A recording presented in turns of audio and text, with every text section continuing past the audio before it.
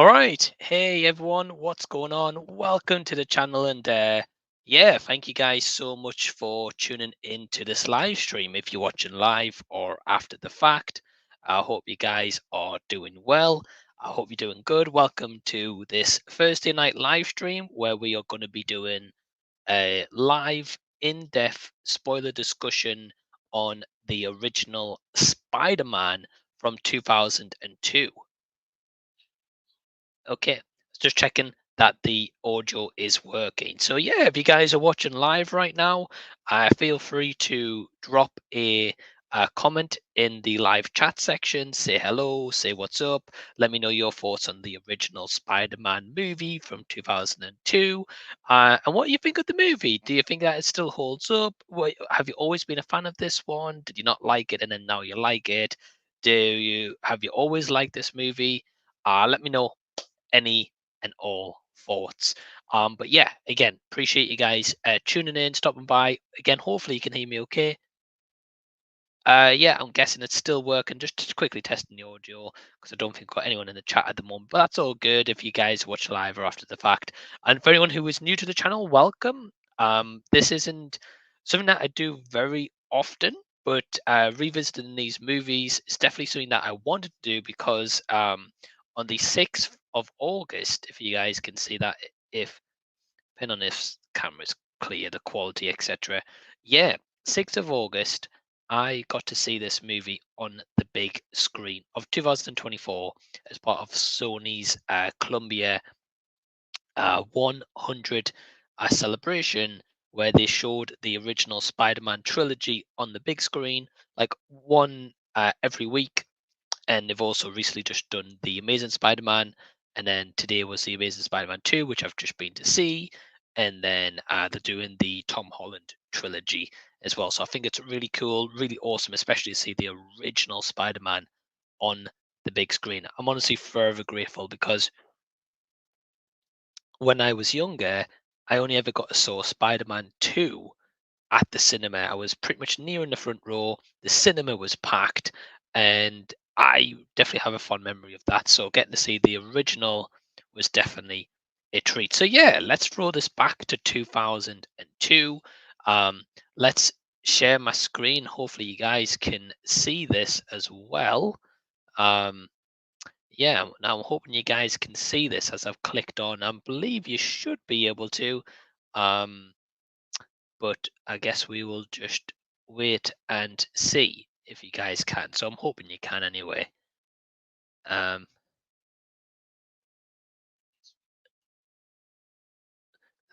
let me know if you guys could see this or not. Oh, I think there we go. There we go. So sorry, I clicked on the wrong one. Just before we get kicking off, got Daniel Berry saying, hey Daniel, hope you're doing well. Thanks for tuning in. And we've got Menagel saying, hey Mike. So hey Menagel. Again, guys, leave your thoughts on the original Spider-Man from 2002. We're not going to be talking about the other Spider-Man movies.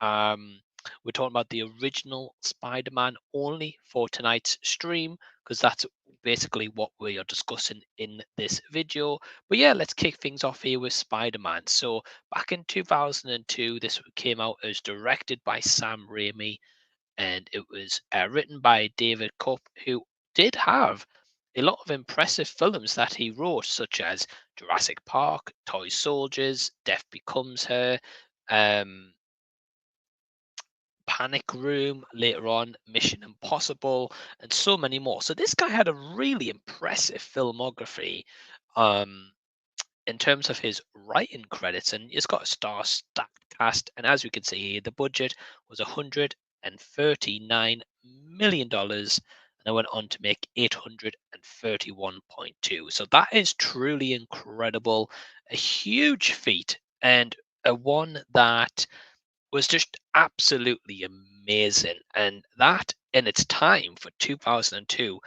I mean, nowadays, I guess 800 million or so, you think, it's not really that impressive sometimes for a superhero movie because the budgets that go into them are massive nowadays, but more so on the actors, the caliber that you get, but also the kind of CG as well has just transitioned massively compared to this outing.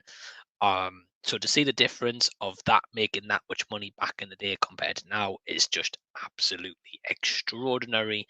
And it's a one that I think is just to be reveled and really admired how much money this made. We've got Jason, the old millennial, in the chat. Hey, Jason, hope you're doing well. He says, I remember this movie broke like a record for ticket sales back in the day. I'm not really surprised if it did. I'm not really surprised. I think that that's great. Um, this, I mean, correct me if I'm wrong, guys, in the live chat. Was this the first reiteration of Spider-Man in live action? I'd like to say maybe it was, but I could be wrong. Because I never saw the original like animated series or anything, so I can't comment on that. But live action wise, this could have been the first, and if it was, then I can imagine the hype and the audience back then was just absolutely surreal. This movie introduced me to Willem Dafoe. Yeah, same for me, Jason, as well. And what a great actor. I've got Del Boy. Hey, Del Boy, how are you doing? Of course, he's got Spider Man in his avatar picture. Del Boy's a great guy. He says, being as this was 2002 and Peter Parker used web shooters, but Ultimate Spider Man used organic webbing, do you think it was right time to use organic webbing? I think, in a way, Del Boy, I think it set a precedent. Sorry.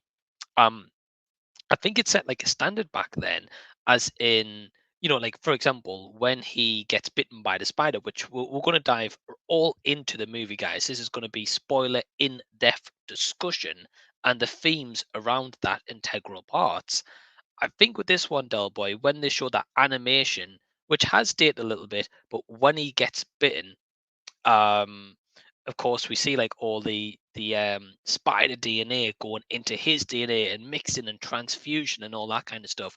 So I think like the organic webbing, like I think it was the right time. Like I think back then they may have not had like the DIY technology like you see in Andrew Garfield's The Amazing Spider-Man to like really show like, oh, he's got to build like these devices to like get the webbing.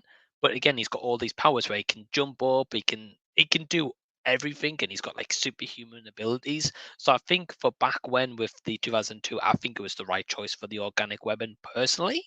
I guess some people might disagree with that, and that's cool. I mean, there's arguments for both sides, definitely.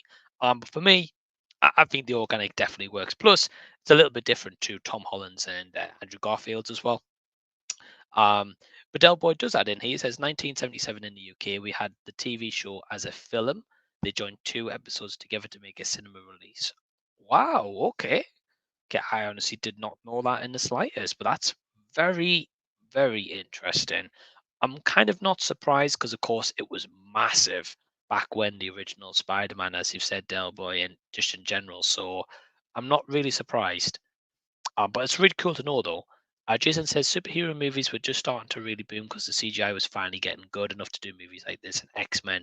Yeah, of course, CG was getting introduced then. They had to execute that the best way that they could without it looking like too cringy, cheesy. And of course, back then it was like groundbreaking, right? Everyone was like, wow, this is like the best effects I've ever seen. Now, of course, going into 2024, some of those effects don't quite hold up. Again, we're going to get into all of that.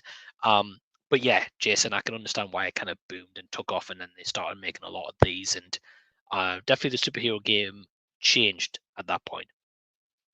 They tried doing a live-action Spider-Man TV show back in the 80s, but it didn't work and got cancelled pretty quick. Besides, like Superman, we weren't getting a lot of super movies. Yeah, it seemed like more of like a Marvel really back then, and it seemed more of a um like a big spectacle if you were going to get a superhero movie, and not like nowadays where it's become like normal that everyone expects that. Um, so yeah, I can get that. I can get that for sure. And of course, in Batman, yeah. Well, of course, like the time difference between Batman, Batman Returns, Forever, Batman and Robin as well, and of course the Adam West as well, the series. So yeah, it's interesting how we've evolved from superhero movies. That's for sure. We've got Andrew in the chat as well, prestigious Spider Star. Hey Andrew, hope you're doing well. He says, "Afternoon, Mike. I've seen this before, many times, and even my review. Love to, but this one is my favorite." Yeah, and that's what I'm going to get into a little bit later, Andrew, in terms of what everyone's favorite Spider-Man is from this original trilogy. I tend to flip flop between the two for different reasons, which I'll discuss for this one. In this one, and I will be doing a live stream for Spider-Man 2, guys, and I will also be doing a live stream for Spider-Man 3.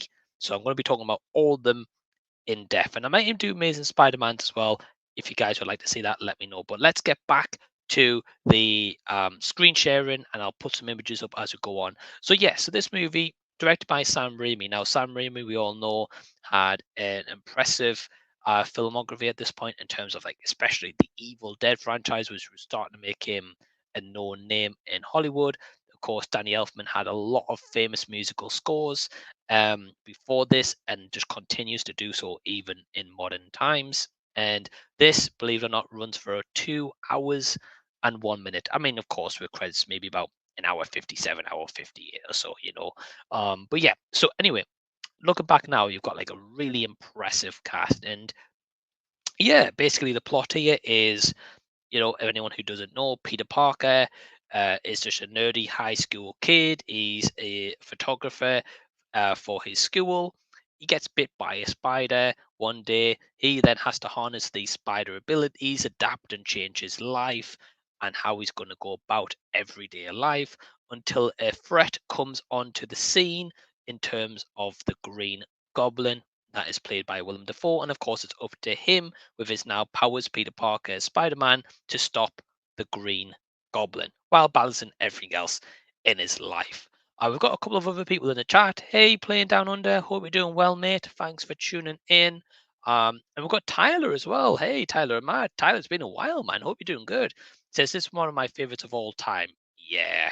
The way Sam Raimi directs Spider-Man is a visual delight. He knew how to bring the classic version of the characters to life. Absolutely couldn't agree more, Tyler. I definitely agree with you.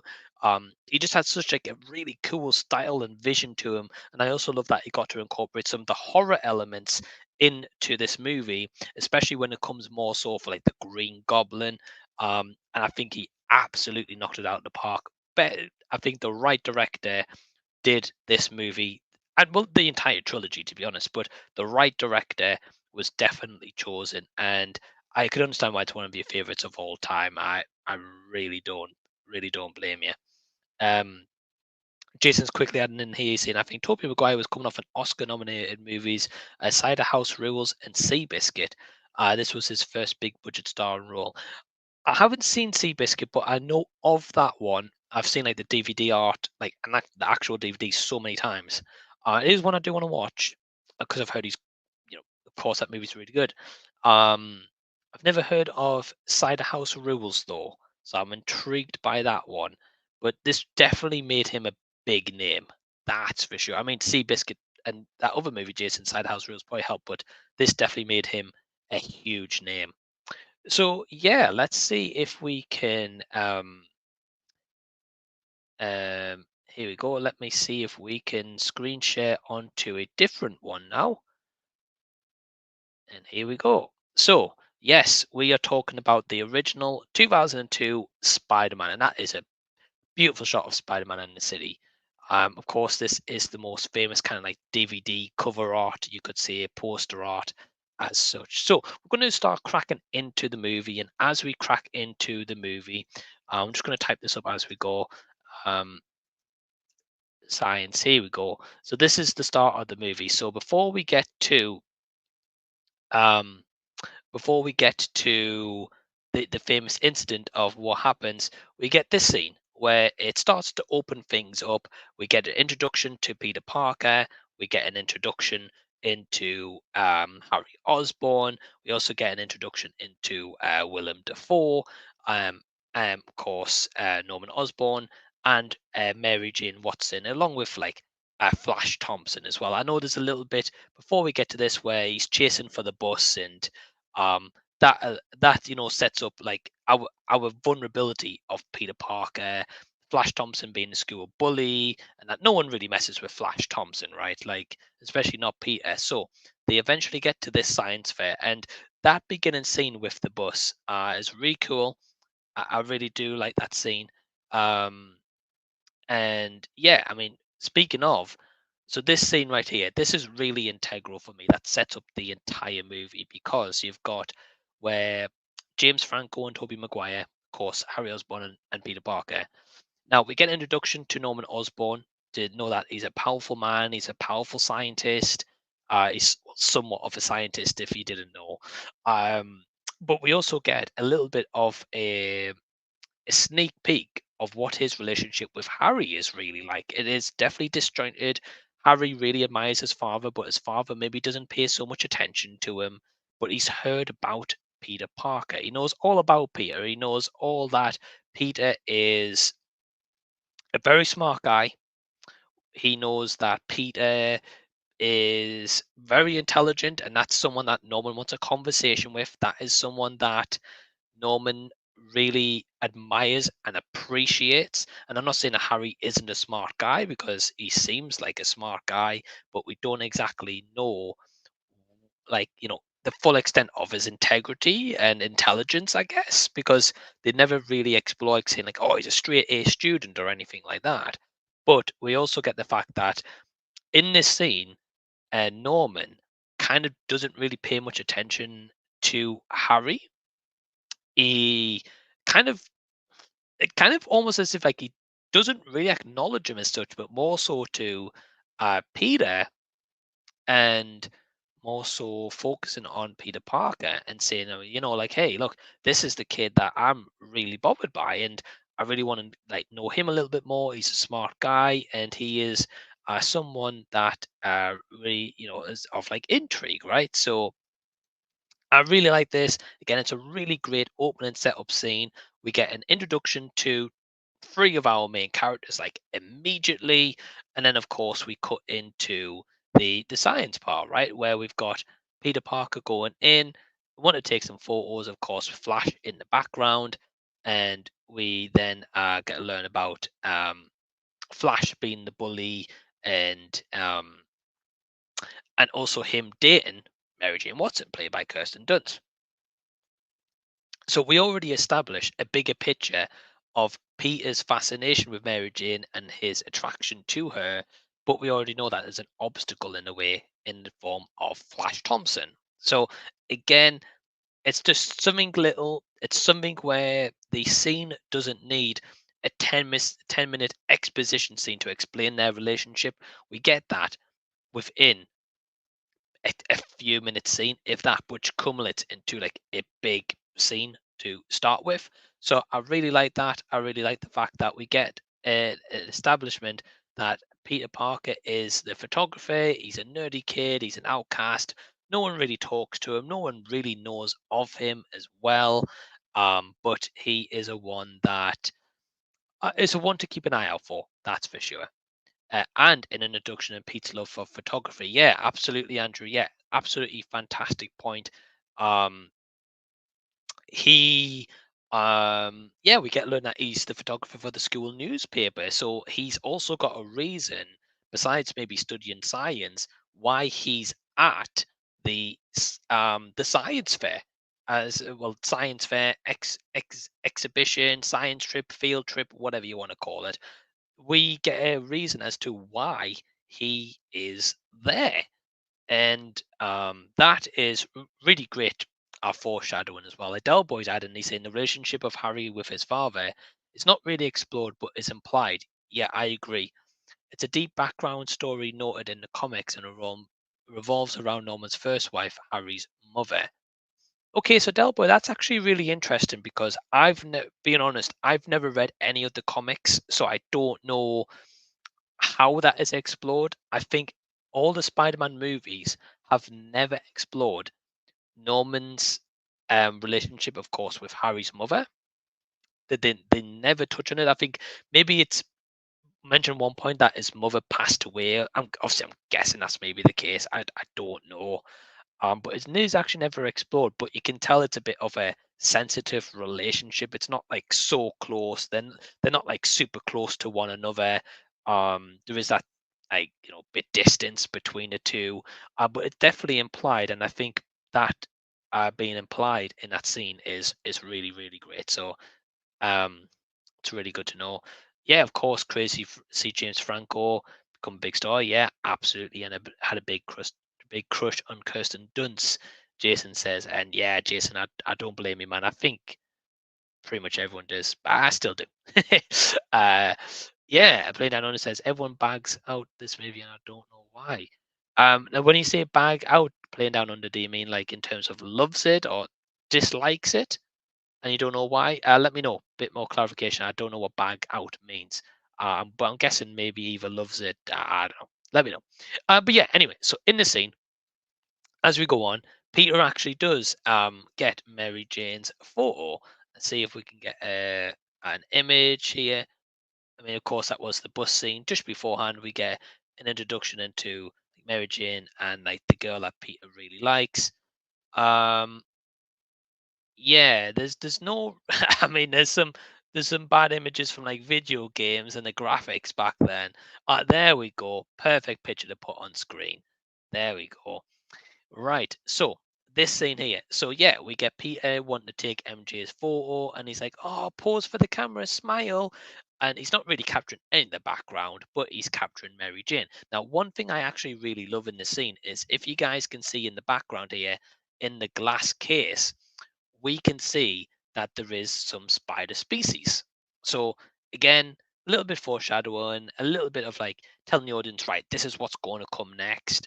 But also we get to see that all these spiders are closed off in this like little glass separate chambers simply because the fact they are dangerous or not to be interacted with any of a like similar species or to a human or to an animal, whatever. um, but we also get the fact of this shot right here where Peter is too nervous to speak to MJ. He's not comfortable doing that. The way that he expresses a bit more confidence is in his photography skills. So this movie, and this is going to be an in-depth discussion, guys, but this movie has just like so many different like meanings, emotions, and like layers to it that surface level you just think, he's just taking a picture for the school paper. But upon a rewatch, like a few weeks ago, I admired just the simplicity of like the scene, but it tells so much story. And I'm going to expand upon my thoughts further as we keep going along. Bag out being diss. So yeah, Playing Down Under. I don't know who disses this movie. And also I don't know why they would as well. This is a great movie. And I'm speaking on it in a lot. So maybe hopefully someone can watch this live stream like live or in a playback. Maybe pick up on a lot of stuff I'm talking about. Maybe didn't pick up on the first time, give it a rewatch and be like, wow, okay, yeah, this actually has a lot more meaning to it. But hey, if you don't like the movie, fair play. I'm not here to knock anyone who doesn't. Delboy says Harry could never shape up to his father's image and turns. Oh, okay. Turns to the bad stuff. All right. An important comic story back in the day to teach kids about the danger of them. I mean, it's very important, Delboy. Yeah. Wow. That's interesting. I honestly did not know that. Um, I mean, I can imagine that his father is on a pedestal. Of course, being like the CEO of Oscorp, right? You're gonna be a bit of ego going to you, I guess. But wow, okay. I mean, that's very, very interesting. Um, yeah, and Andrew's saying just like Spectacular Spider-Man, he's taking serum called Green to help with his grades of sports, so he can match his father's image of him. Yeah, he always seems to be like never can match up to Norman's vision of him or what he wanted him to be or how he wanted to turn out as well, which is always really interesting. So anyway, now that we've talked about this scene, let's get back to. If I just click back, it'll probably be a bit easier. Here we go. So this is, of course, the big vital scene that happens pretty quick and pretty early on in the movie. So, of course, this scene, Peter is getting bit by the spider. Not really too much to talk about here, but he gets bit by the spider. Of course, he gets bit on the hand. Um, Let me see if I can maybe put in spider bite. See that pops up. Yeah, maybe a bit of a better image. A little bit blurry, guys. Sorry if it is. just literally grabbed this off Google. So yeah, so here we go. So we've got the spider here crawling down. We can already see it's a blue and red, which it's a nice little detail. And of course, we see the spider bite, which starts out as a little bite, but then it turns out to be bigger. That's for sure. I'm not sure if I'm going to be able to get an image of the spider bite itself. I don't think I'm going to be able to really, but that's fine. That's no sweat. Um, that's a little preview scene. Okay. So yeah. Anyway, we'll go back to this image. So yeah, he gets bitten, of course, bite. He gets home and he doesn't feel too well. He starts going through the motions of um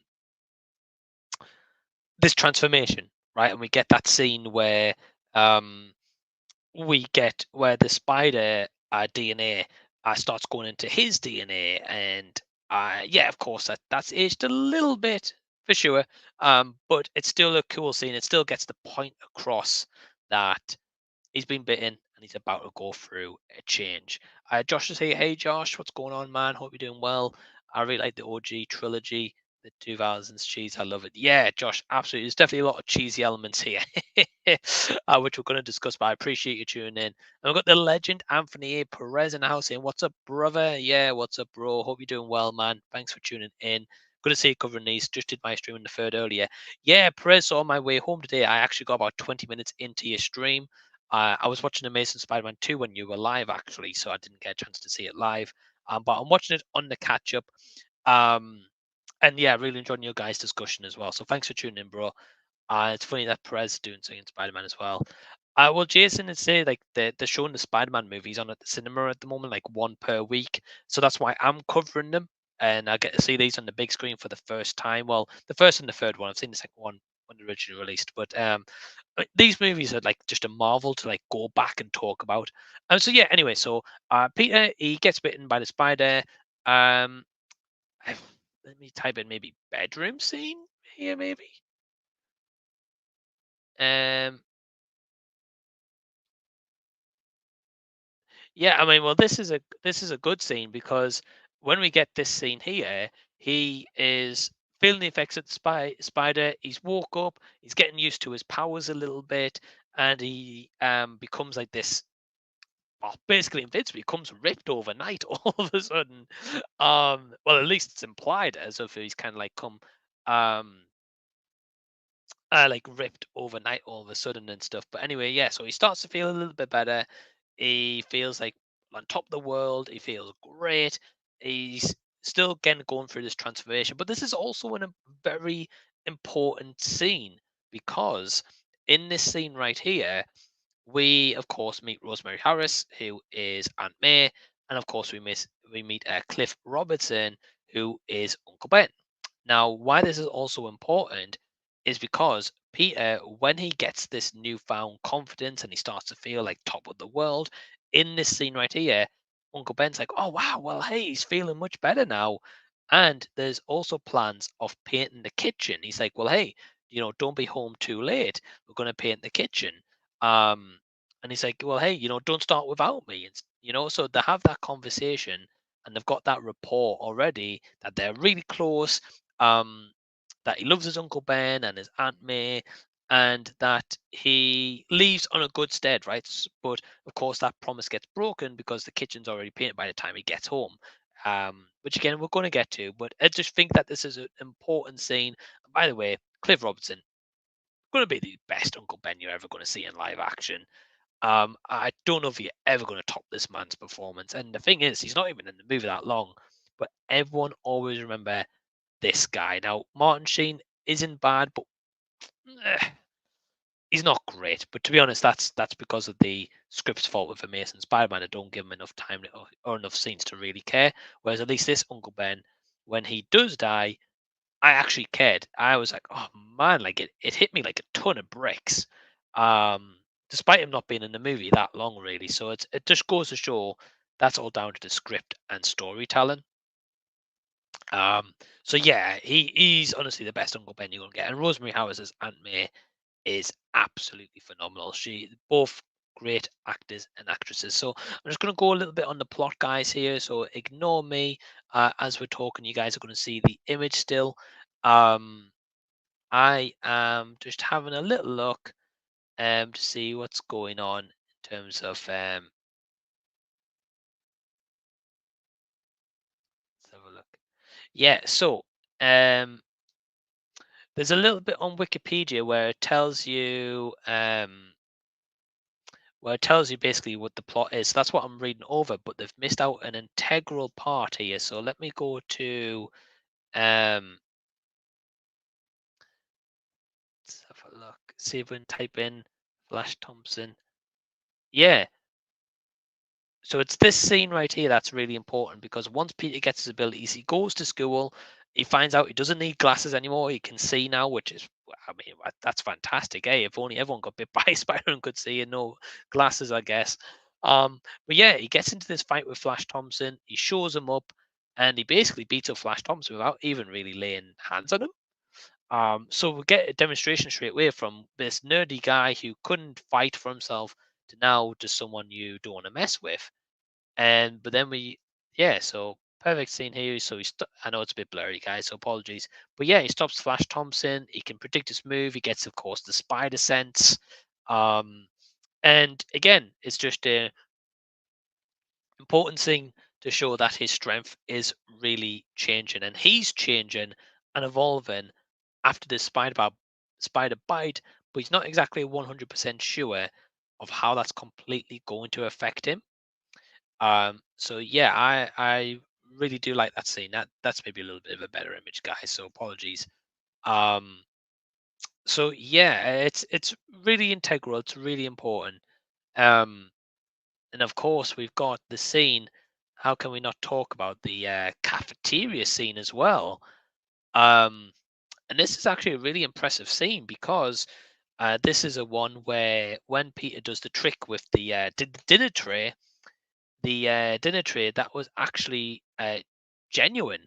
Now, of course, that's Mary Jane and Harry's reaction, and they're seeing it for the first ever time. They're like, "Whoa, we didn't know Peter was capable of doing something like this and being able to up for himself." But he does, and again, this is going to start to unfold and change events. Um, so yeah, we've got Peter once again. He's in the cafeteria. Find out that things are starting to stick to him. Um, See if we maybe get the image of the lunch tray. Yeah. Um, yeah, there we go. So this was actually genuine. Yeah, this wasn't like CG or anything like that. That was an actual genuine what happened where I think they did, if I'm not mistaken, 160, 67, 170 takes for him to catch the food to land on the tray. So when Mary Jane's reaction, like shocked, that was actually her genuine reaction to when he caught it. And I think it's really cool that he caught them all, and it's a really great shot. It's something so simple, but it's also a great way to show that his spider reflexes are starting to kick in, despite just the fight with Flash Thompson. Um, but more that he's adapting to these new abilities, and he's even shocked himself, like what he's actually able and capable to do. And yeah, a few inches of Spider-Man lunch boxes there as well, guys. um, yeah, that was in the original story. Sorry, evolves around how power can corrupt and make you dislikable person. Sure, definitely Funko Man showed us not to go that route. With power comes, with great power comes great responsibility. The moral heart. Yeah, and that's it, Del Boy. That's it exactly. The great power comes great responsibility. Really great scene. Really just emphasizes the importance of this change he's going through and how that's going to affect him going forward. Um, so yeah, I really do like that scene. I think it's really important, and I think it's just a really great scene. Um, we do also have. Let me just see if I type in Mary Jane because we're coming up to the scene where um, Peter's having I believe it's his birthday, and he forgets his birthday. And this is where we see Mary Jane talking with Peter. Yeah, we see Mary Jane talking with Peter. They're having the chat outside, and they're talking about their life and how things are going, and like not really like having that communication in a long time. But of course, he's just had a birthday. She's helping him to celebrate the birthday, of course, with Harry and his family. And again, not really too much to discuss about that scene per se. Of course, it does lead to an important moment with Flash Thompson and the car. Um, let me see if we can get this up. Um, Flash car. Maybe if it's sure, I don't think I'm going to be able to get an image, guys, unless I like went really deep dive looking. But it's fine. We'll stick with Mary Jane's image here.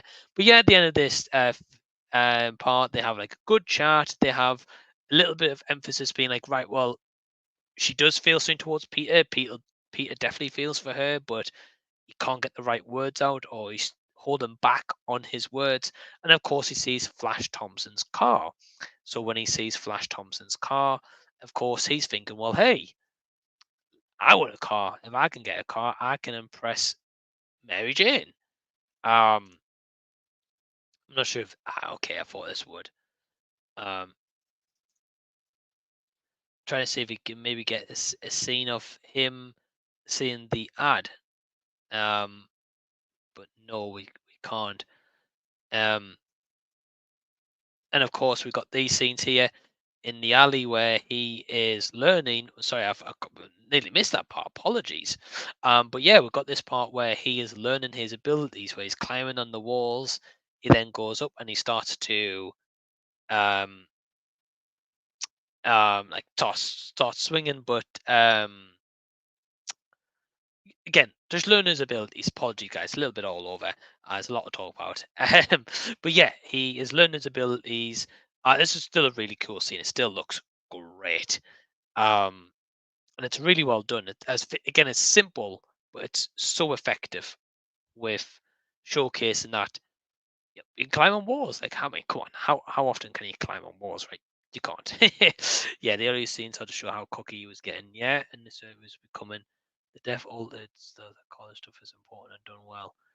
Yeah, I agree, Del Boy. I think like that original story is really, really great, and I think the early scenes are great as well. You're right. Like he's starting to get cocky, he's starting to get ahead of himself. He's starting to think, well, hey, hold on, I'm the only person who's going to be able to climb walls. No one else can do this, only me. And it starts going to his head a little bit. He's still rootable. You still like him, but he does start getting a little bit ahead of himself. Yeah, I think that's definitely a great way to put it for sure. So let's see if we can get an image here of and of course, he sees the flyer, um, and he goes into the wrestling competition where Uncle Ben drops him off. Well, actually, let's get to this scene where here we go. This is the scene right here. So this is the big turning point in the movie for me. So this scene right here, Uncle Ben offers to take Peter because Peter's not going to go to the library. He is going to go for this cage match. He is going to go have a fight. Hopefully, to win the money to get the car to impress MJ. So we already know the stakes for him. We already know this is a big moment for him. He is going to do whatever he can to win the girl of his dreams. Uncle Ben, with Peter being a little bit snappy, says, "Hey, look, I'll drive you over to the library. It's all good because that's where he's going to go." Well, obviously not, but they're like, we know where he's going to go, but Uncle Ben doesn't know. So Uncle Ben drops him off, and he says to him, like, "Well, hey, son, look, this is important. This is a really important moment, and like, are you okay?" And he basically asking, like, what's going on. And this is where, of course, he delivers the line, "With the great power comes great responsibility," which is a really fantastic line. Of course, it's going to pay a dividend as we get towards when he becomes Spider-Man. But this is really great for Uncle Ben because this is when we are going to pretty much see the last of him, right? And Peter leaves off on a really sour note, saying like, like, "You're not my dad," or like, "Don't act like my dad," when he's just trying to help him out. And when Peter says that, you can just see the emotion in Peter's face. It just changes. It changes drastically immediately, and he's almost like, I'm going to leave the car, because he realizes like what he said to Uncle Ben, and Uncle Ben, like, his lip quivers with what he hears from Peter, and it's a um it's an upsetting scene. It's an upsetting scene. Let me put it that way. It's a heartbreaking scene to see that his uncle, who cares about him, who loves him, is giving him all this great advice, and Peter is just, yeah, he's just like, nah, I'm good, thank you though. You're not my dad, so you don't have any right to tell me this kind of stuff. So it sets up a very bad lasting impression. Let's put it that way, and words that Peter will always live with, have to live with, and will regret. Now, of course, before we get to the scene with um uh where it gets to the end, let's get to this commentary right here. Yeah, the Bone Saw. That's right, Andrew. Yeah, the Bone Saw, of course, played by Macho Man Randy Savage. Rest in peace to Macho Man Randy Savage. But yeah, it's basically to last 3 minutes in the cage with Bonesaw, who of course is jacked. And it's cool that Macho Man has like a little cameo, and I think he'll always be remembered as well in Hollywood for being the wrestler, right? That Peter goes against. And it's really cool. Of course, this is his beginning outfit, which is funny, but it's also, at least it's realistic. Of course, we get the Bruce Campbell cameo, who is the ring announcer who introduces him, and of course, he is the one that says like, please welcome to the ring, Spider-Man. Um, one of Bruce Campbell's cameos, the first cameo from Bruce Campbell. Macho Man got jacked the older he got. Definitely Jason. Like, is far more jacked this part here than actual in his WWF days. Jason says, "I'm afraid if I got spider powers, I'd use the most." Yeah. So this is the interesting point, though, Jason. This is always going to be a talking point, because really, if you use those powers to get girls, firstly, the girl's going to know, especially say at this day and age, they're going to know your face and identity. And even in not in so much this day and age, but they can go to the paper and be like, "Well, hey, it's this guy. That guy's Spider-Man." Unless you got them signing like an NDA, I guess. But I'd be interesting for sure. I wonder if Sam Raimi, if he continued and made Spider-Man 4, if he'd have delved into the Peter's parents like me and Spider-Man's going to. That's always definitely up for debate, and um, a lot more up to interpretation. Um, the whole thing about the parents in the Amazing Spider-Man isn't great. It's one of my negatives, actually. I just don't think it's done that well, or it's just not really that interesting, personally. Um, um, it's in the Shield series. Okay. I mean, I think there's clearly got to be an interesting story there to tell about his parents. Of course, it never gets addressed in these movies. But there's definitely got to be an interesting story there somewhere. So yeah, anyway, so we get the cage scene. Um, we get that Peter wins. He lasts like 2 minutes or so. He beats up Bonesaw. And Bonesaw gets knocked out. Right, we see Bonesaw um getting knocked out. Peter survives, and the he beats the task. And of course, he goes to claim the money. Let me see if I can get a photo of him getting that said money. Um,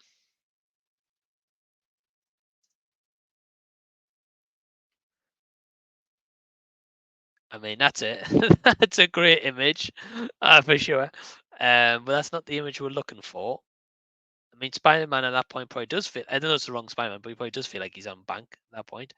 Um, Let me see. Maybe put robbery. Hold on. Will that bring it up? Yeah, here we go. Here's a great scene. So yeah, so it goes to the promoter and says, "Well, hey, look, you owe me the money." He gives him $100, and it's like, "Hey, be grateful for that." You know, um, it's like it's not my problem. Then of course the robber comes in, who we all think did kill Uncle Ben. That's to be discussed a little bit at a later time. But yeah, he comes in and he's like, "Well, hey, give me all the money." And the promoter's like, "Hey," to Peter, like, "Hey, stop that guy." And he's like, "Well, hey, it's not my problem," or it's something along that lines of dialogue.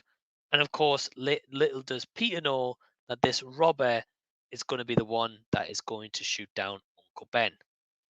At least what we are to believe in this movie. Now, of course, that it's a little bit of a different scene, but of course, that scene as well also has big implications because he let the robber go because he didn't stop him. His Uncle Ben then dies, right? So this is the one where again, it's a big message for even ourselves in our daily lives of when we speak to our loved ones. Like if we had like one last moment with them or one final word or one final moment, like what would be the last thing that we would say to them or the last thing that we did say to them? Would that be something that we would regret for the rest of our time? To be like, you know, my last moment I had with Uncle Ben, I basically said like, look, you're not my dad, and I shouted at him, but then you realize he's actually been there for you like your entire life. So it's a one with like huge implications, and Tobey Maguire shows great emotion in this scene.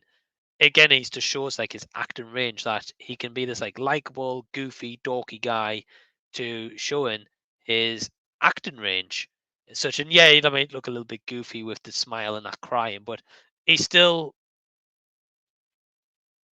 um, he still just shows a great range, I think, in this scene. So yeah, we get a really pivotal scene, which of course is going to cause disruption to Aunt May and his relationship also. So this is where it it leads into a lot of things because then of course Peter wants revenge against the robber to track him down. Did I put robber before robbery? Typed in one or two to get the other image.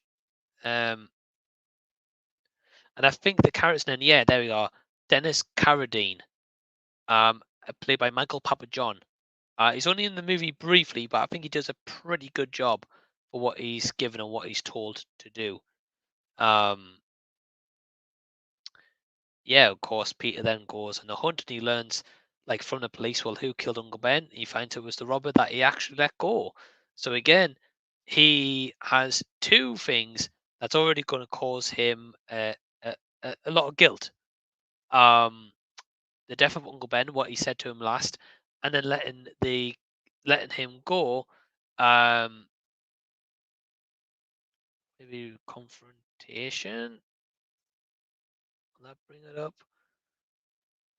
I mean, we've got that scene there. Yeah.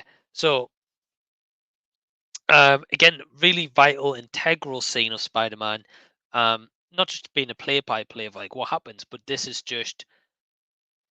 um, this is just a great scene to really show Peter great power comes great responsibilities. Actions also have consequences, and what he did in that moment fit of rage in both instances against Uncle Ben with the last words he ever said to him, and also against the promoter for only getting the $100, he ultimately let the killer of Uncle Ben go. And Del Boys hadn't seen the film shows Ben dying alone mostly. The comic shows Ben dying in front of Aunt May. Both powerful scenes and both work as Pete could do nothing as he was out for himself at that point. Yeah, Del Boy, I 100% agree. I did not know about the comic part though, so I really like that lore you've added in. So thank you for adding that. It's really interesting. I think dying in front of Aunt May would also be an interesting take, but for this movie, I think they probably chose the better option. Now, for me personally, um, if anyone disagrees or thinks differently, cool. Add in your take as well. Like, I'd love to hear it. But I think it's really important because of Uncle Ben dying, and Peter's the last one to see him. Of course, how the hell does he tell Aunt May? Well, hey, look, I was at a wrestling match. I wasn't actually going to the library. I lied to Uncle Ben, and ultimately Uncle Ben coming back to pick me up. I think it was like 9, 10 p.m. led to his death. Otherwise he would have still been alive. So yeah, it's Peter's selfishness, and he was out for himself and just thinking about other ones apart from like his loved ones. Actually, it's all he was thinking about getting the girl cost him to have his uncle died. Right. So yeah, a really powerful scene. Um, one that I liked watching on a rewatch and thinking, wow, like this is just added a culmination of events, you know. Um, and yeah, we get a very important scene. Now we need to switch focus a little bit to the transformation. Let me see if there's a. Here we go. So this all comes about because we get a lot of focus also um, on the Green Goblin and with Norman Osborn. So what I really admire about these scenes is that Norman, on this introduction we get of him with the school trip, right? We get that Norman Osborn is also got concerns in his own life, but also not just his personal life, but his work life. Of course, his work will amount to his fortune, right? So it's really important because he's looking to obtain this contract. However, they want to do the trials, and he's like, well, hey, look, they're not ready. So he decides to undergo himself the trial, which we see here. He decides, well, hey, look, I'm going to do it. Um, and of course, we all see that once he does do that, he becomes the Green Goblin. He starts to transform himself. He becomes to be a little bit of like a shadow of himself at this point, really. After the transformation, of course, he ends up, I believe, killing the assistant from before. Um, this guy who had, I don't know if it ever mentions his name. It probably does at some point. Um, but yeah, he ends up killing the assistant, and of course, he then becomes the Green Goblin. Which yeah, we'll definitely dive into his outfit as well. It's definitely iconic for sure. Um, but yeah, that so again, really important scene, and it starts to build up the Goblin as well. Um, so I really like that. Um, then let's have a look. Where are we up to?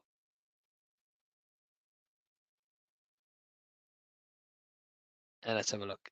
So I believe at this point, Peter's then making the Spider-Man costume, which of course we then see it's going to be the Spider-Man costume, the iconic one. And for me personally, um, Professor Storm. Oh, Strom. Sorry. Oh well, Delboy. Hey, that's a good pickup, man. I honestly I didn't know. I'm looking on Wikipedia to try like break down this movie like in order from what I remember, but also getting that as a little bit of pointers. Didn't mention that name. It just said killed a few people. So I was like, fair enough. But thanks for adding that in, Delboy. I appreciate it. Yeah, let me know you guys as well. If what's your thoughts here? If this is the best Spider-Man live action costume you've seen, or you maybe think Garfield's is, or Tom Holland's.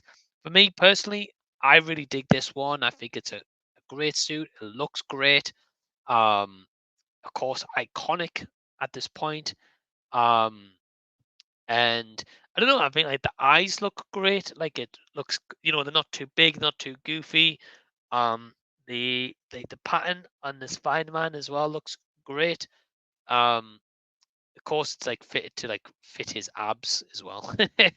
um, but yeah, like the costume's great. Costume's really really good. Uh, really like the costume. So yeah, of course we've got Green Goblin coming together. Then we've got Peter Parker coming up to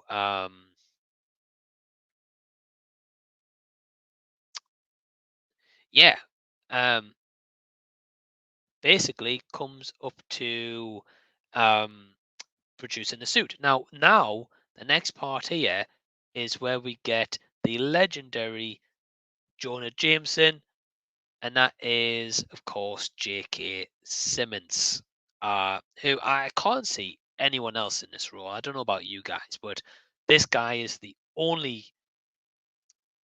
Jonah Jameson for me. and I think he's fantastic. He hams up this role. He is one of the best parts about the entire movie because, of course, Peter's going to him to sell him images of Spider-Man, well, to make some money as well. Um, but of course, Jonah Jameson, instead of seeing Spider-Man as the hero, he sees him as the villain. Now that's a fantastic picture. That's great. I've never seen that image before, actually. Um, but yeah, Jonah Jameson, he is fantastic. J.K. Simmons absolutely nails that role. He really, really does. He's utterly fantastic. So he's always a highlight for sure. Now, while this is all going on, oh, Noah says, yeah, in the comic, Norman tried to double cross the professor, but in the end, Chemical goes unstable and blew over Norman's face. In the end, same outcome in the film, a different approach. Yeah, I think Doughboy, I'll be honest with you. I think the approach what they did in the film was pretty good. I like that approach instead because I think what you mentioned in like the comic, it's it would also kind of make sense to double cross him because you could say like, oh, he like double crossed him to like not get the military contract. But I do like that they had it where Norman is like like the professor likes him and wants to help him, but in the end Norman ends up killing him, because this power then becomes obviously unstable, out of control, and he kind of has this like split personality as such as well. um Jason says, I agree the bit about J.K. Simmons for Tom Holland maybe. I think he voiced the character in the video games. Yes, I believe he does, Jason. I believe he's the voice in the Spider-Man games, which again, you can't have Jonah Jameson without J.K. Simmons. Even in the Spider-Man trilogy, he's not given much, and they've never really explained why Jonah Jameson's the same in Tobey Maguire universe and Tom Holland universe. I mean, I don't know. I guess it's just the same Jonah Jameson for every universe. I don't know, but it's definitely a good point, um, for sure. So anyway, so yeah, so he starts selling the introduction to Jonah Jameson. We get a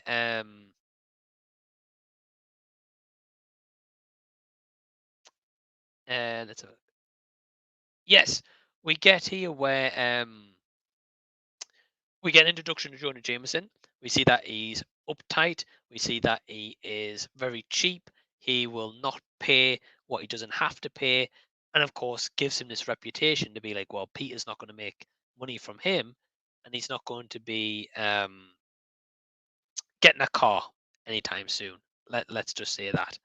Now, of course, I'm probably going to miss out a few scenes here, guys. Not because I'm mean to, but because just like the Wikipedia breakdown and what I'm trying to remember, it's just skipping out a lot of stuff. So I'm just trying to remember. So anyway, as we start to get on a little bit here, I'm pretty sure. Um, I'm pretty sure it's not too long after this part where we get the famous upside down kiss. I'm pretty sure that happens. Um, let's see, just upside down. Like, I'm pretty sure it's not long after this part. Um, or is it the float part first? Then it's that. Um,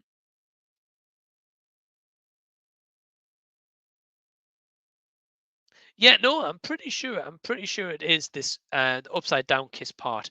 Then the float part comes a little bit later, not too long after it's though. But of course, this is the first time where Mary Jane meets Spider-Man, and they have that famous upside down kiss. There we go. And of course, kiss very famous. Um, um, a one that is iconic, everyone knows, but also it's a one where Mary Jane realizes that she's in love as such, and she's in love with Spider-Man. I mean, she also really likes Peter Parker without telling them as such, but yeah, it's an important scene because it shows that Spider-Man's like friendly neighborhood Spider-Man. Of course, he's there to help the innocent, protect the innocent. He also helps Mary Jane from being possibly attacked or other things happening to her as well. So of course that's a repayment of getting a kiss without her actually seeing his full identity, which yeah, very envious of Tommy Maguire not scene. Sure. Got Count Dracula saying, "Love your videos, man. Keep the work on." Oh, hey, thanks, man. Really appreciate that. I'm not sure if I've seen you in the comment section before, but hey, appreciate the kind words nonetheless, my friend. Really do. So yeah, this is a great scene. Again, it sets up the romance and it sets up with Mary Jane, of course, right at the end, finding out who Spider-Man actually is. But anyway, let's have a look. We get to the parade now. So we're getting up to the closer parts now where let's have a look. Yeah, here we go. So this parade's in here. So of course we've got Peter doing his stuff where he is going to be photographing the event. Of course, at this point, Harry and MJ are having kind of like a lovers like a fling, or like they're starting to date, or like they're in a relationship, but Mary Jane's not so much into him as he is into her. And of course, this starts off. Yeah, well, let me get an image of that actually before I get this part. Um, Harry and MJ. I'm not sure if I'm going to be able to get. Yeah. Here we go. This is a little bit of about one. So yeah, of course, at this scene here, Harry and MJ are at the parade. Um, Norman Osborn is in his green goblin costume. Sorry, and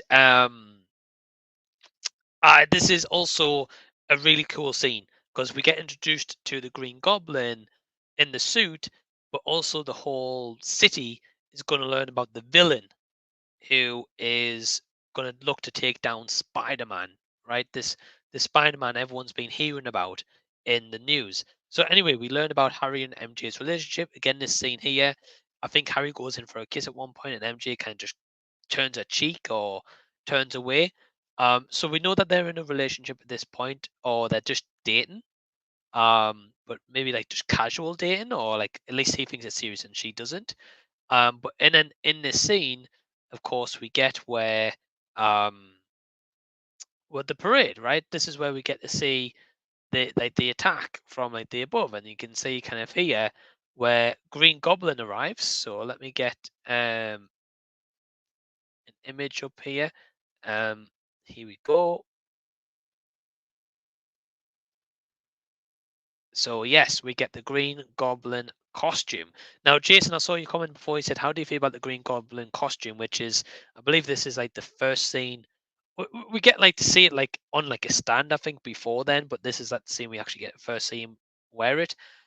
I actually really like the costume. I mean, the mask looks a little bit too extended, fabricated a little bit, like in terms of like the jawline could have been maybe a little bit up here. But of course, this was back in 2002, so they had different. But I love the practical suit. I don't know, like I think it's really cool. Like, I mean, yeah, obviously you can see his mouth, and I don't know if that was meant to be kind of more hidden, to like not really be able to tell. But regardless, I still really like it. I love the green. I think the glider is also really cool. It's unique. Here we go, probably a better image. Not sure whether you guys are gonna be able to see that, but yeah, like the um the glider is really cool as well. It looks great. Definitely um definitely in this scene, there's some CG used, of course, or green screen CG used. You can tell some of it doesn't hold up. Um, but let's see if we can put maybe parade fight. Maybe even that might be a bit of a better image. Yeah, here we go. So it does look a little bit like, kind of like it looks like robotic in a way. But it's still a cool fight where the city's scared. They don't know like what the heck this is at the moment. We know it's the Green Goblin, but they don't know that. And um, they are then going to be rooting for Spider-Man because Jonah Jameson's kind of trying to turn Spider-Man against the city and make him out to be a menace. But then the whole city is kind of realizing, well, actually, no. Well, hold on, this guy is fighting the enemy. Um, but of course, we get an interaction. This is another interaction between Norman Osborn and Peter Parker. Of course, they don't know it's each other, but the interaction is between them, and it just adds to our perception of what we know already about these two fighting and these two masterminds coming together in a fight, but under identity, right? So anyway, it's a really cool fight. Um, I like it. It sets up the stakes as well. There we go. There's a little bit of the float as well, and the balloons, which are cool. And of course, you've got this scene here where MJ is on the ledge. Now, at this point here, Harry gets knocked out. I think it's like a stone hits him on the back of the head or something. But yeah, this scene here is Harry gets knocked out, and we know that he's not going to help MJ. He's pretty much useless at that point. Obviously, he's not going to save her. He's out cold. So of course, the whole scrapnel knocks down, and Peter saves MJ, which of course he whisks her away on top of this rooftop garden. Sorry, and again, it's another scene that just implies the love she actually has for Spider-Man, and that she doesn't feel that with Harry Osborn, which I don't know why she just wouldn't tell him and maybe just like start calling off at this point, be like, well, hey, I know she's with Harry because I mean, is she looking for financial security with that relationship? I mean, I don't know. But she could have just said like, hey, look, Harry, it's not working. It's not for me. But nah, she doesn't do that. Anyway, so Spider-Man saves MJ, and yeah, again, it's a really cool scene. The parade. I think it's a really great scene. We'll get a lot of Spider-Man action in this movie, which is really good. Um, and definitely one of the highlights, that's for sure. Let's have a look. Yeah, and this is where Jameson, um, yeah, MJ is starstruck. Yeah, so yeah, Delboy. So I agree. So MJ is definitely starstruck by Spider-Man. Of course, she kissed him upside down. Then she's seen him again. Or it's like this scene, and then she kisses him upside down a little bit later. I can't remember which one's the two first, but I'd like to say it was the upside down and then this one. But no, I think it's this one, then it's the upside down. I can't remember. If someone's watching in the comments, let me know if it's the parade first, then the upside down kiss. I can't remember which one's first. Again, Wikipedia isn't telling me this. But that is where Jameson comes up with the name Green Goblin. Let's have a look.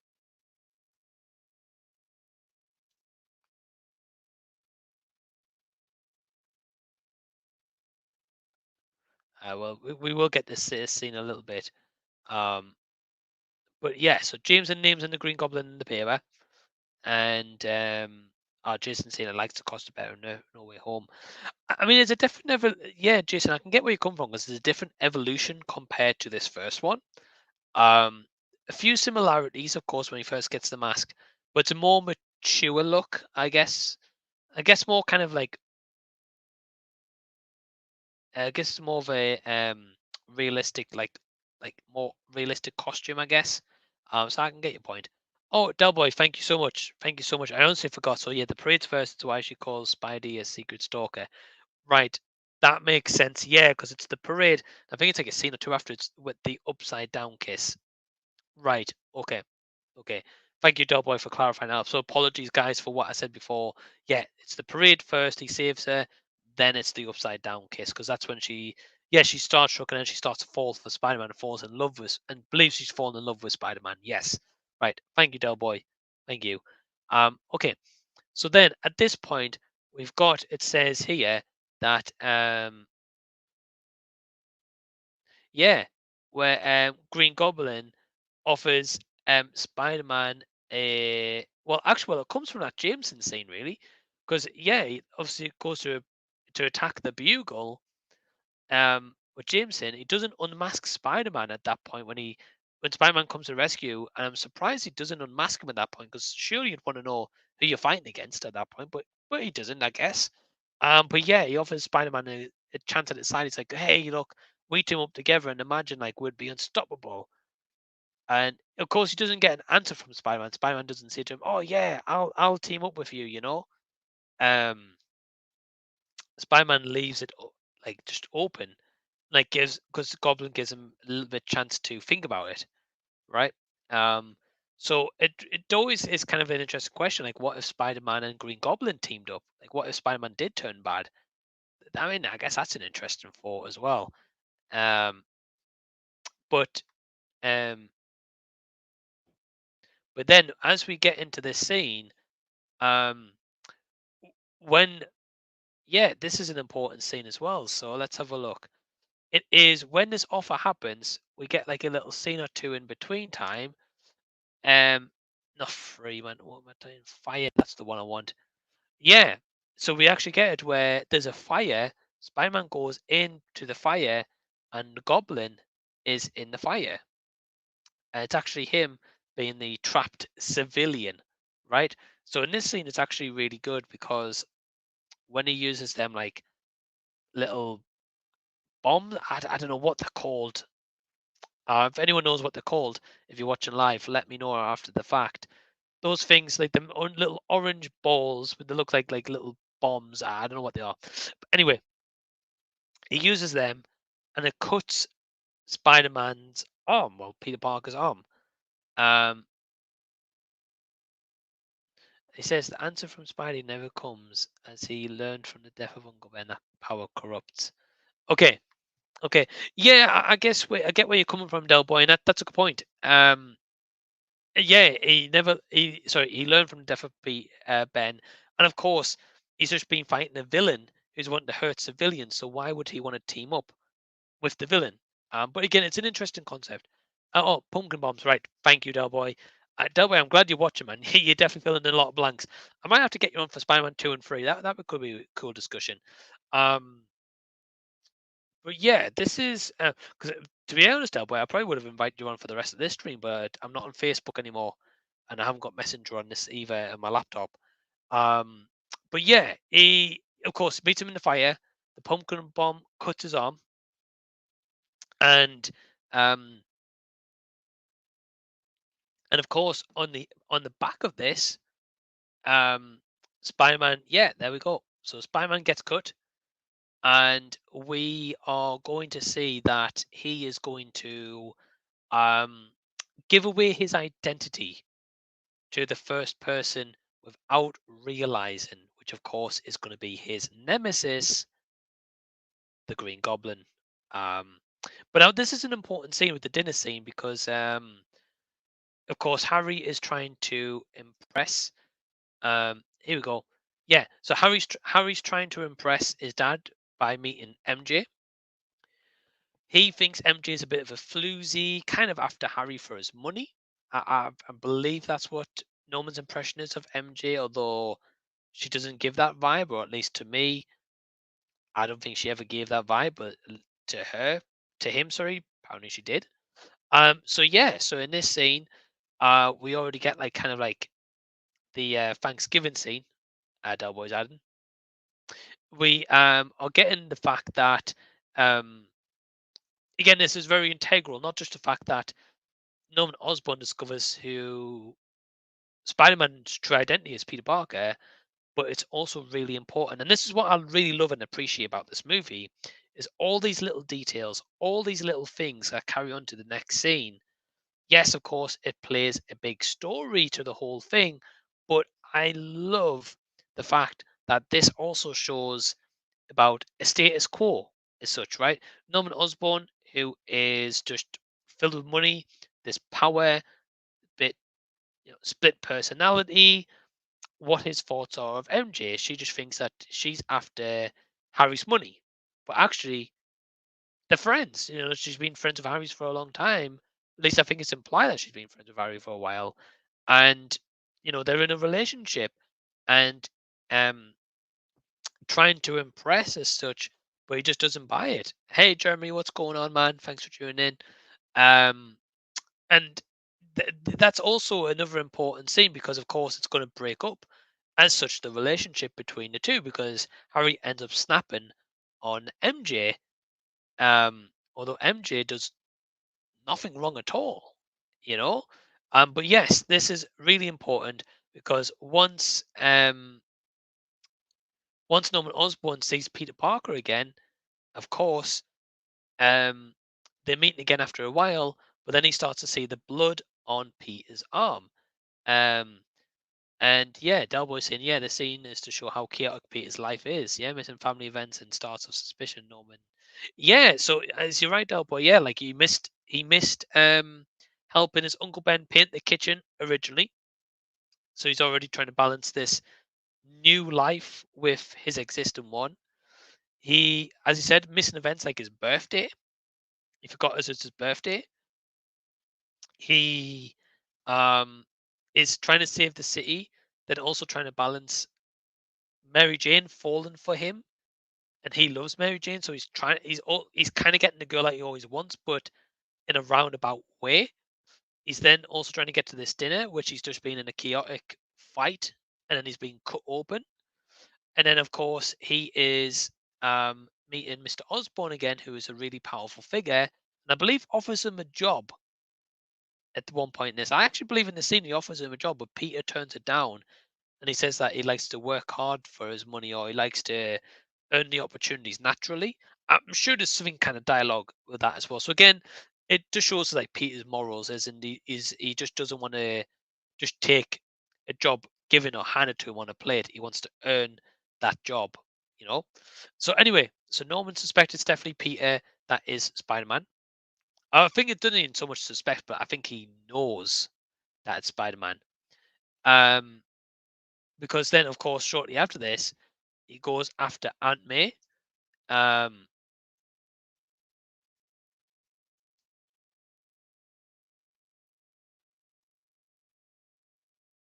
there we go.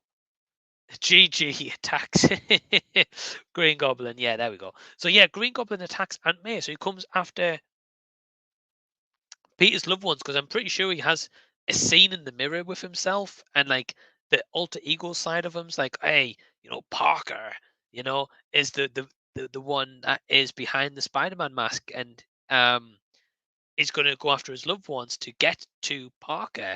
So of course he goes after Aunt May. Aunt May ends up in hospital, which of course, um, this is the first time we kind of learned, being like, well, if anyone discovers Peter's true identity, they are in trouble, which of course leads to Aunt May, which is bad enough that she's already lost Uncle Ben, but now she's going to end up in the hospital. So it's already um,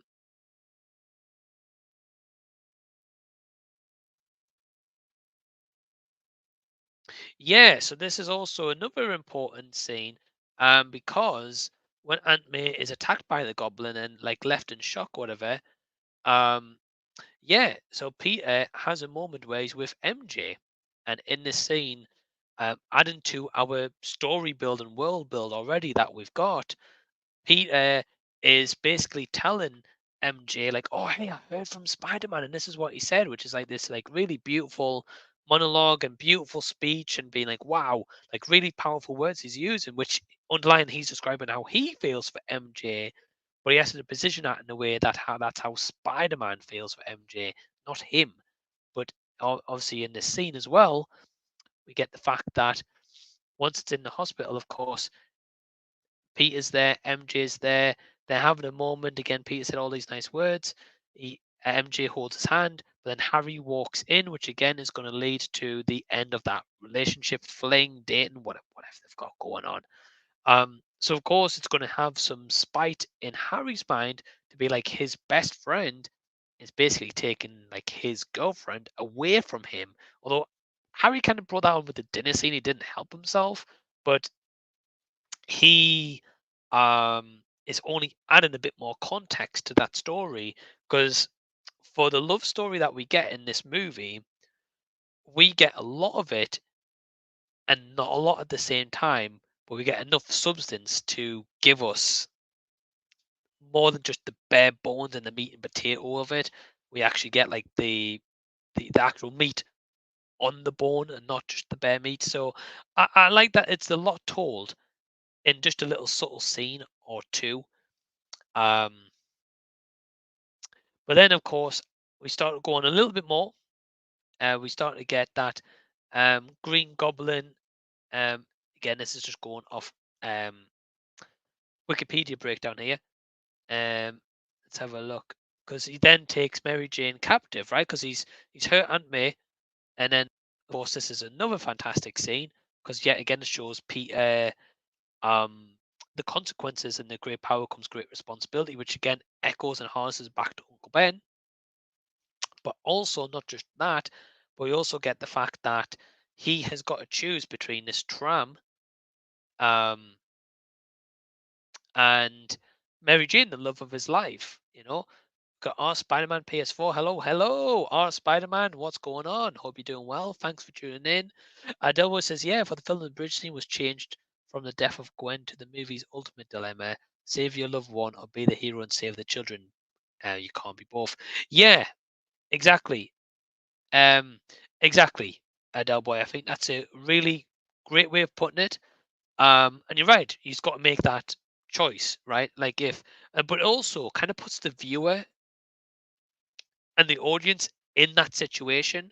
Like if your loved one is hanging in the balance or a tram of like just young kids, who are you going to save? Now, yes, of course, you're going to want to save your loved one, but can you save both? I mean, maybe. I mean, he does, but like if you couldn't, though, then you're going to have that guilt on your shoulders also. It's one of those where it has massive implications. Either way, you're going to lose the love of your life, or you're going to let innocent people die. But then imagine how's the newspapers going to portray you and the public limelight if that happens. Now, of course, he's in a mask, no one knows his true identity, but will the city revolt and try and find out his true identity for letting the innocent die?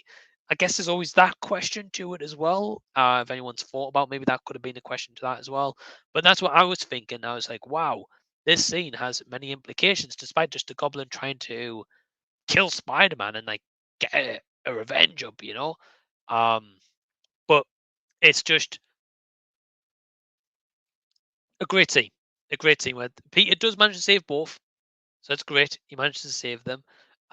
It's me, Oscar Aussie Call Great. Well, hey, appreciate you tuning in, man. Really, really do. But yeah, it's just a really important scene to show that Norman is using his villainous abilities to make Spider-Man choose ultimately. So yeah, so Spider-Man ends up saving them both, and this leads to him going after the Goblin and them having the fight. So let's see if we can get an image up here. Yes, here we go. So this is also what I really love because this is a brutal scene. I think this is rated like 12 here in the UK. But this is a really brutal scene because I mean, as we can see here with Spider-Man, like them two go at it. They like beat each other up. You see some blood. You see Spider-Man's mask basically ripped off completely. Well, it's half off, but it might as well be completely because like the eyes broke there. There's some rips in his mask right here. Um, and he is in peril. Like Peter, like you feel for the audience because you feel like, wow, okay, well maybe Spider-Man isn't invincible. Although he's superpower, he's got super strength. We see a vulnerable side to Spider-Man, and we see that he is being getting battered and they show blood. And again, for a 12, that's really really important.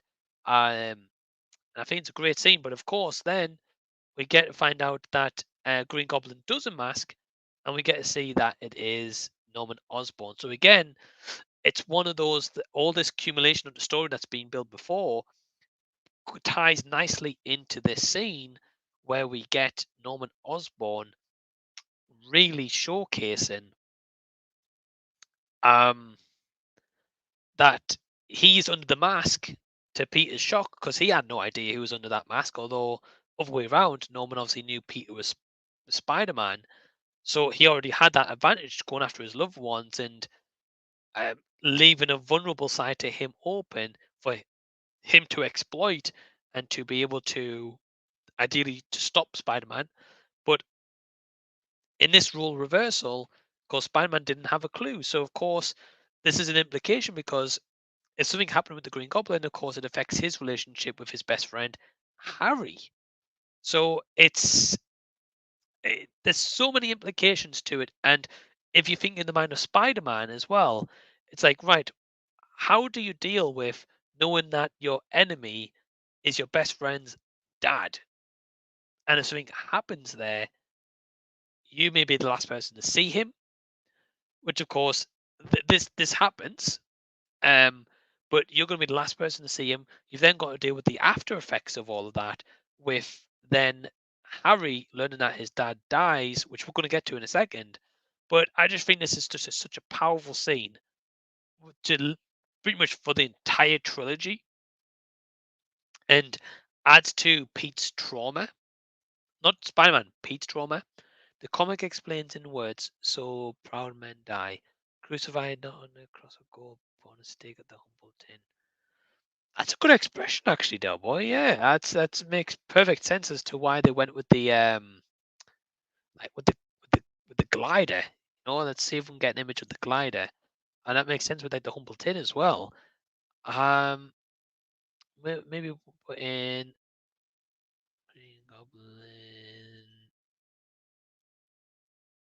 Death. Maybe there we go. Sorry, the image isn't exactly the biggest. That's a little bit better. So yeah, so this is a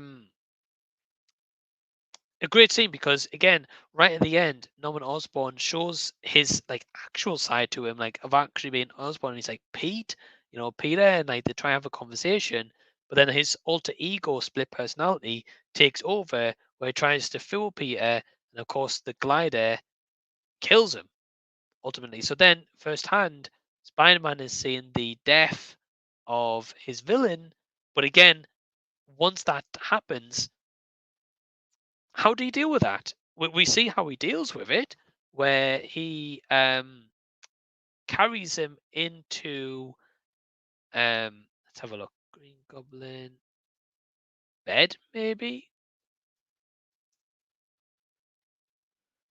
I'm trying to get the scene where maybe Harry's Spider-Man. I'm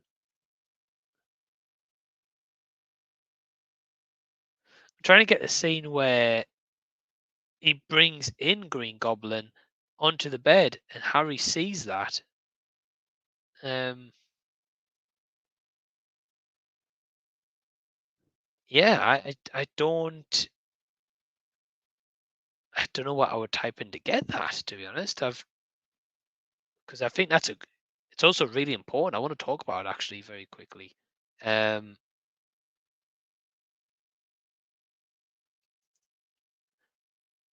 Harry sees Spider-Man. Hey, we've got Scott here. Hey, Dimension Scott, how's it going? Yeah, I'm talking about the original Spider-Man from 2002. But hope you're doing well. Got Ryan as well, not your normal geek. Hey, Ryan, what's going on? Great movies. Haven't seen the first one in a long time. Even the third one has its moments. Ryan, I honestly implore you, my friend, go back and watch them all. Fantastic. Honestly, really, really good, my friend. And we've been deep diving this, like scene by scene, the emotional plot beats to it, like the behind parts as well. So, um,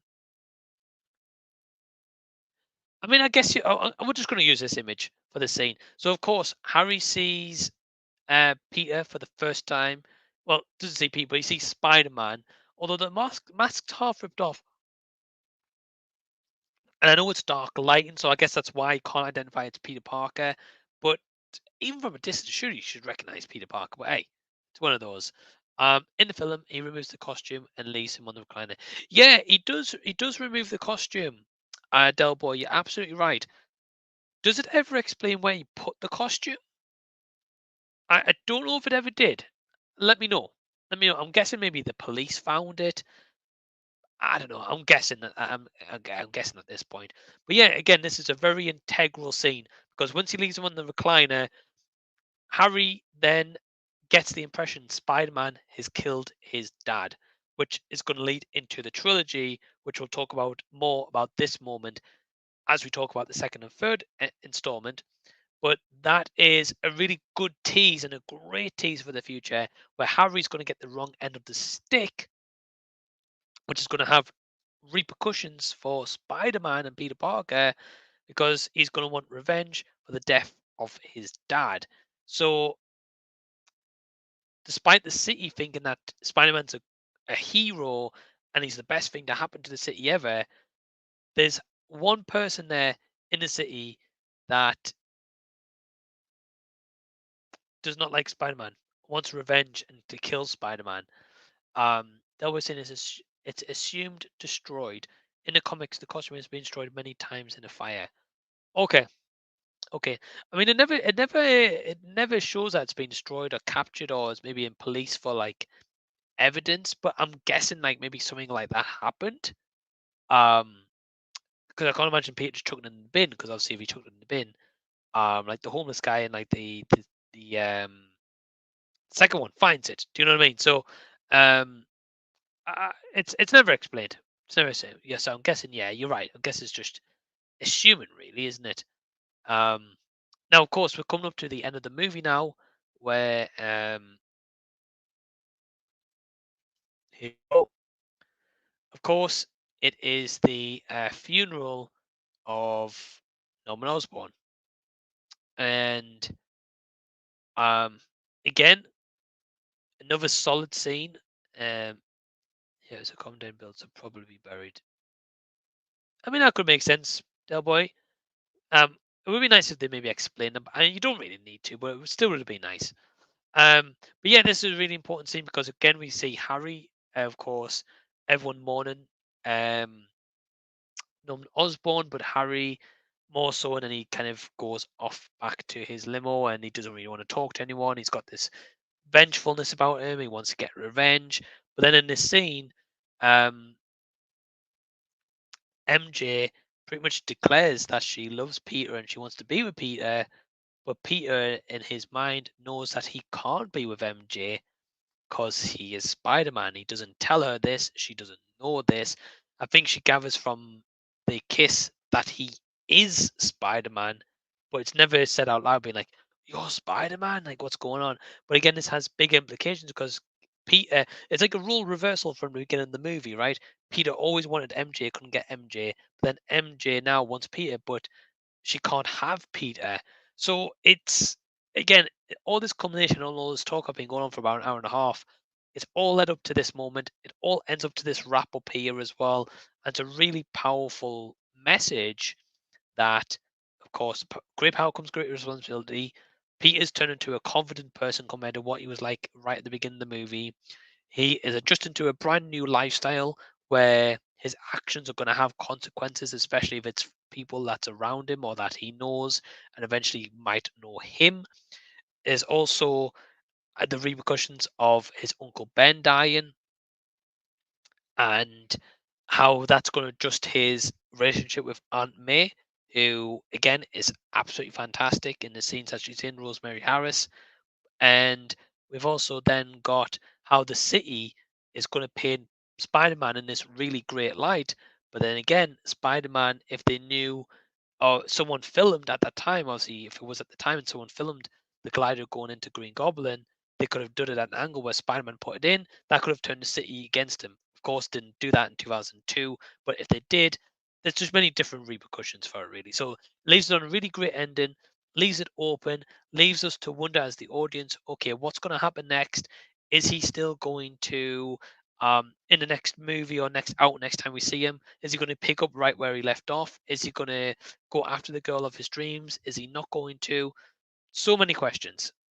So many questions. But that is pretty much my wrap up, spoiler, in depth discussion of Spider Man from 2002. Hope you guys have enjoyed this discussion. Hope you've enjoyed the conversation.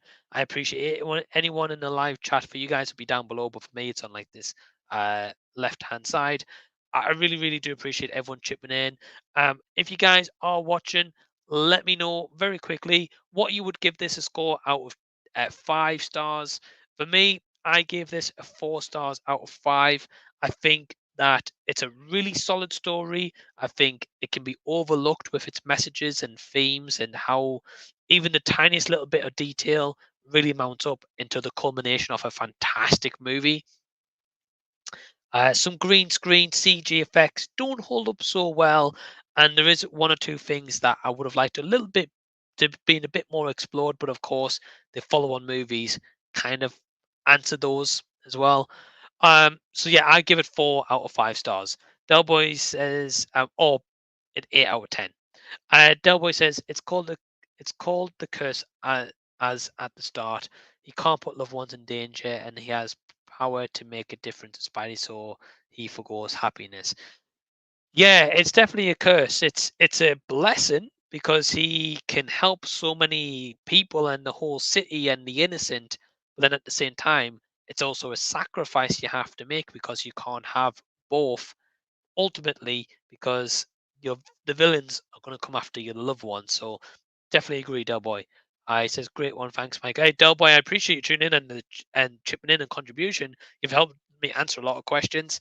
So yeah, guys, that is going to be my wrap up and my thoughts of Spider-Man from 2002. Hope you've enjoyed this review. Definitely stay tuned on the channel because I will be doing live streams of Spider-Man 2 and Spider-Man 3, where like this, we're going to go in-depth discussions, full on spoilers, talk about the themes, the messaging, how little nuances and little subtle hints all mount up into the end picture, but just done in a masterful craft way, which I miss in a lot of story and modern telling nowadays. Dimension Scott says 4 for me. It's a 4.5 out of 5. I can't argue with that score either. The more I talk about the movie and the more I like when I rewatched it, the more I love it, and definitely I want to own it on 4K. So great score, Scott. But again, thank you guys for tuning in. Really appreciate it. Subscribe to the channel if you already haven't. Give the video a big thumbs up. Till next time, I'll see you guys. I'll be seeing you later. Bye, everyone.